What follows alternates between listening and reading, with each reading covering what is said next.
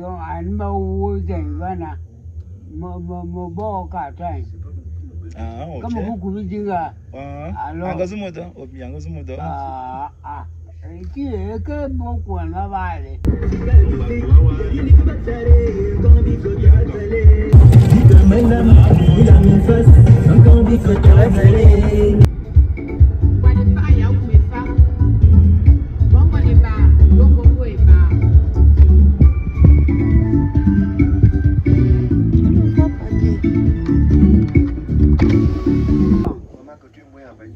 Angazumudo. Mai mafulo. Angazumudo mo. Mute. Chamo tori. Gumai mai dam. Inga panumbe inga masalo. Ka. Gumai nanti mabai yenla. Madoati va pante. En cement. Kaji kumejini. Pamanjima. Mani aje, magani aje. Amang bulan biji. Amang kapasiti maji. On va busy aussi man. Amang bulan biji. Ngumecuna mawojen. Ngumagakali. Niña una bata. Ya bonga wondo mbele Milan. Inaba. Amuyo. Ome obulibana. Ngomo bomo tawangwe nina. Matema bui. Manike. Awayende gidi. Mezuya bayendela. Nema kore makitin jobono ni polba. Ni poli. Mais dit ma ok didengo bono dingo bono bifolo wa oula dire que bifono. Magam me amalambe. Kami poli. Ya juma. Dia ko bon bi. Me jamu wale. O bon bi. Ni mga ke ba makiti o bon.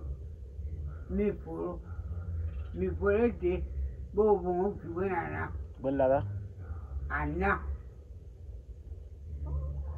O bon ki ane ya. Mi folo ane ya mo.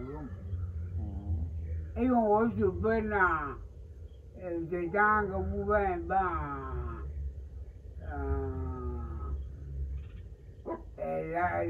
La mongola. Anga wuwa de jamongola. Eza bongola. Jamongola. Muda mo bo mi som. Ya buto beya bumute. Amungo belva. Uma lo bongi.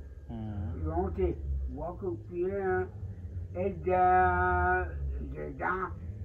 Ye jamongola. Nimbo. Buto nimbo. Bumute mamunga mamutena. Duare beba o fat. Jamongola nga bewa.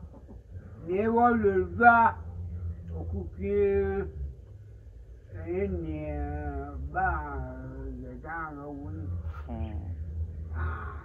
Jamongola. E je zabaga yoma. Ya.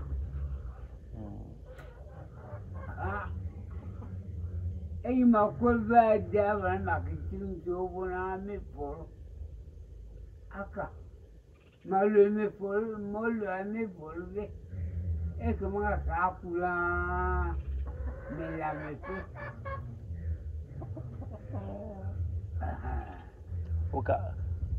Oka fa ma en fait ma kuma yeye ma. Numbo mga bumayo. Ame porba. Yo domezin. Yon wa fein. Yo domezin na fanete. Davena ngombo da dima fanete motawin.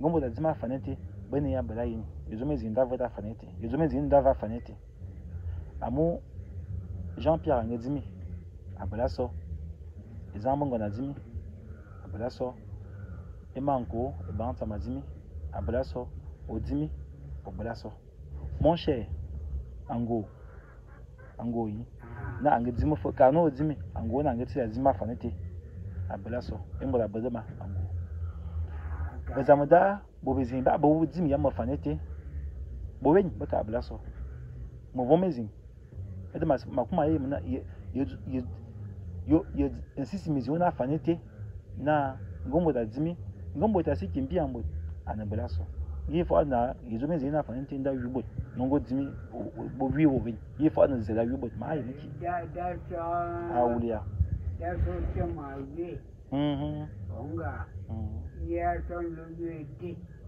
que una vez todo viene dans la vida nyanena ba ke do me dan fa yumbo na enabu ba ke yo be bua kan bo o se mo so porta wa de ka wa di do manu e on tu o nyane na yambo no ma do do ati nambo nimma do wa bua sa ka fo tellement mendim suwa to manzima na bizi mendim na fabi mendim sa wa bizi bite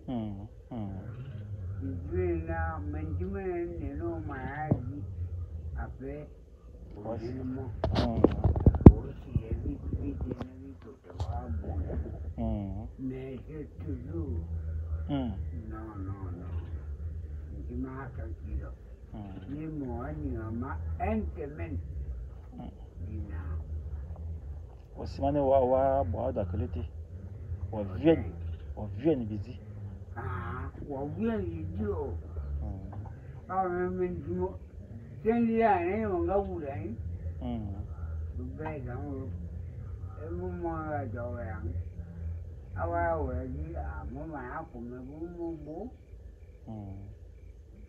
lo onga ba ngumu sana fanete bang